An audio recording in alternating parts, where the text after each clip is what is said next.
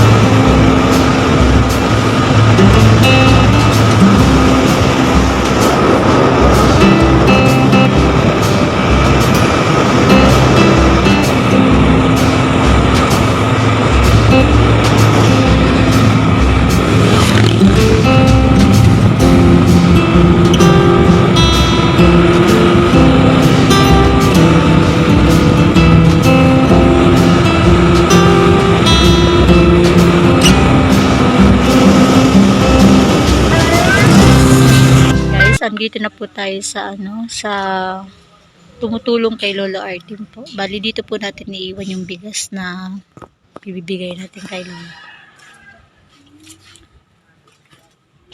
Nag-ano po? Ay tiya, kami po yato na nagkakanto kan Lolo Artin. Yun pa ay yun po siya doon kaya Yun. kay daraan naman po namin sing gatas ng Simbugas. Opo, ang bugas sibilin mi po ulit din sa inyo. Bisitahon mi lang po kay habang kuya pa ang bugas ni. Ayan po.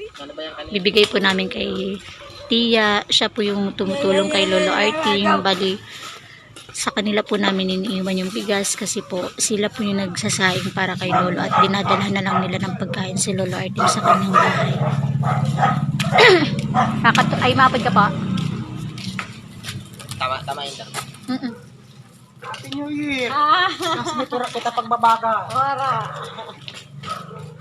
Kumusta po si Lolo? Naman po? Anong paman?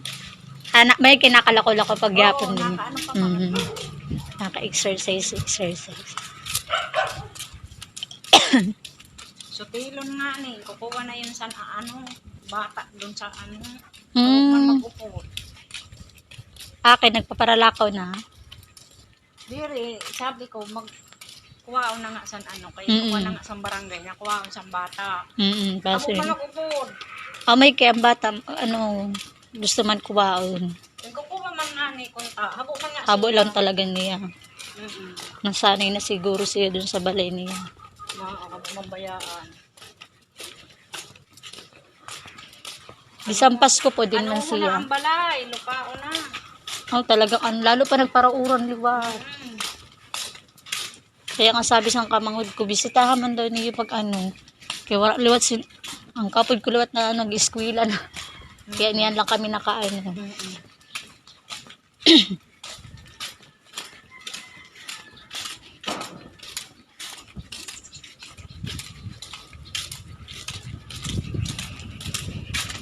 Ayan po, pupunta po tayo kay Lolo Artin. Sampas ko po din po siya. Doon. Doon man siya.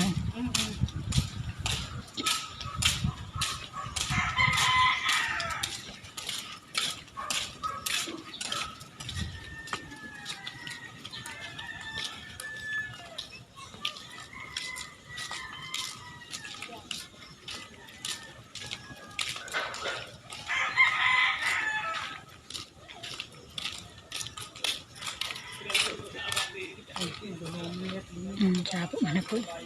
Yun po, ito po yung papasok kila Lolo Artim.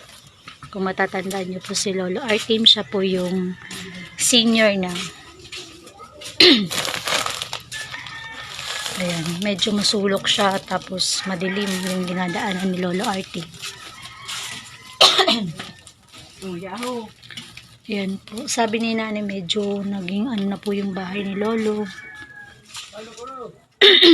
Diyan may daraho. Tagbalay Lolo. Ayan po, kung makikita niyo po, tinan niyo po. Kana na. Ayun si Lolo. Kumusta ka Lolo? Natandaan mo pa kami. Ako yung ito na nagkakanhi din eh. Nagdarasan po mo baga. Higdaan. May ilaw po kaya din iya. Huluson. Grabe na san balay ho. Hay ng ilaw kaya ni Lolo din. Ang raot sa balay. Oo nga niya. Dapat maano na yad to ho, hingayad. May ilaw kaya din Didi na siya tuturog si Lolo. Doon, saan? Mataga na lang yun. Ya Lolo, may dara kami. Gatas. Ang bugas, binilin mo na po kay Tia. Iniwan mo na ang bigas dito, tabi. May dara po kaming biskwit. Mano yun? Biskwit, mamon. Opo, snackan mo. Marugi yun. Tapos duwa na biskwit. Mamon yun, mamon. Nangatas mo po, Bear Brand. Doon mo na. Yeah po, may dala po kaming gatas para kay Lolo Artin, tsaka biskwit. Nahulos na ang ano niya. Ay, nahulos na ang kutsyon. Ayun po, masyado talagang naan na po yung bahay ni Lolo. Dahil lagi pong umuulan dito sa Bicol.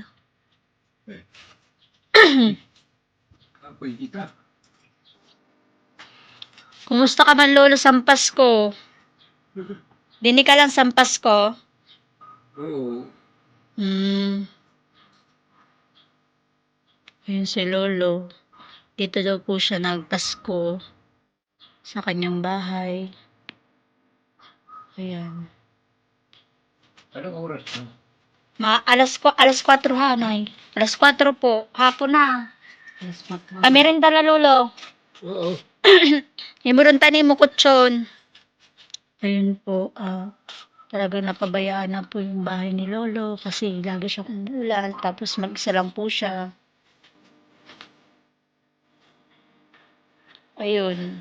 Bali, ito po yung pong na binigay natin sa kanya. Siguro hindi lang po talaga sanay si Lolo mahiga. Kaya na ano. Pero hindi pa naman po siya masisira kasi may plastic pa po siya.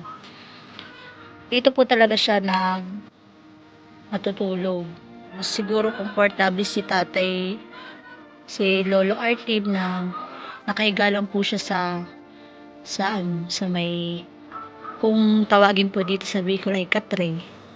Yan po yung higa ni Lolo Artin. Siguro ayaw niya po sa may pong kaya tinanggal niya po. Bali yung bahay po ni Lolo Artin po makikita niyo po is sara-sara na siya. Kasi mag-isa na lang po talaga dito si Lolo. Bali si Tia po, siya lang po yung tumutulong kay Lolo.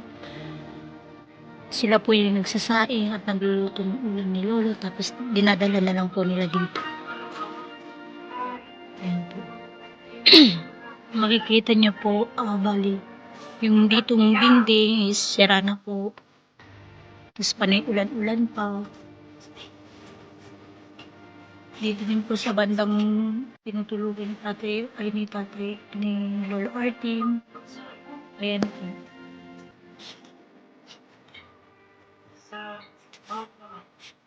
Bali, yung sabi po ni Tia is gusto daw pong isama nung anak ni Lolo Artin sa kanilang bahay pero ayaw po ni Lolo Artin sumama. Talagang hindi niya po kayang iwanan tong bahay niya. Ayun po, dyan po kumakain si Lolo Artin. Kami, natay na ako. Sino? Ang sasabihin mo? Ang bata.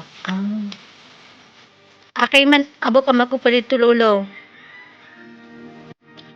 Kahit nagadi ang ano po sila pa. Pabrika.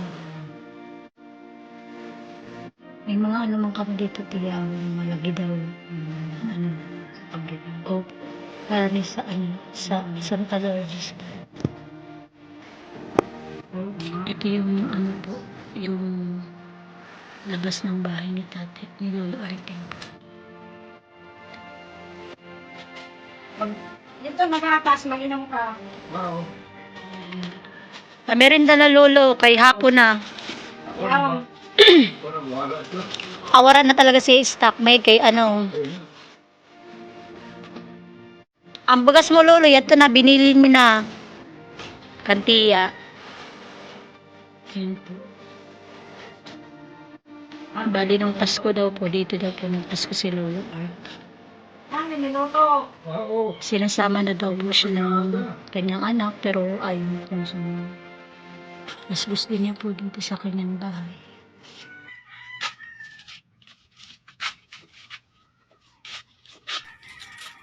Tanong ko daw ang mga BHW, limpihan naman ininit. Oo, mga taga-barangay kuntahan. Limpihan naman ininit, balay sini. Eh, pero man.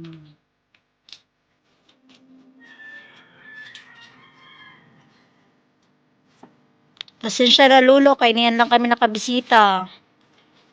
Naging busy man panong.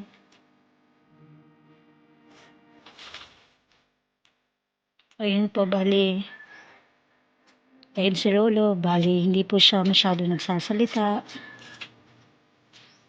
Kasi medyo bingi na po si Lolo, hindi na po niya naririnig tayo.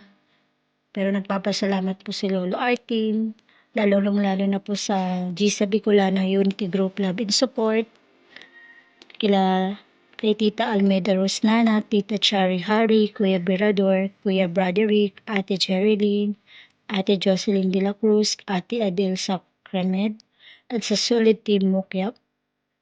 Yun po yung mga nag-sponsor ng grocery para kay Lolo Artin, yung sa gatas, tsaka sa biskwit po.